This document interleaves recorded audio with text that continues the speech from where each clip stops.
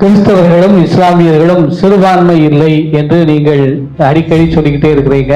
அது சிறுபான்மை நிறுவனங்கள் நடத்துகின்ற சிறுபான்மை சலுகையை பயன்படுத்தி கொண்டிருக்கின்ற திருச்சபைக்கு அது மிகப்பெரிய சவாலாக இருக்கிறது. பிறப்பால் ஒரு தமிழன், மொழிவழி தேசினம் அப்படிங்கிற அடிப்படையில் நான் பெரும்பான்மை தேசினத்தின் மகன்.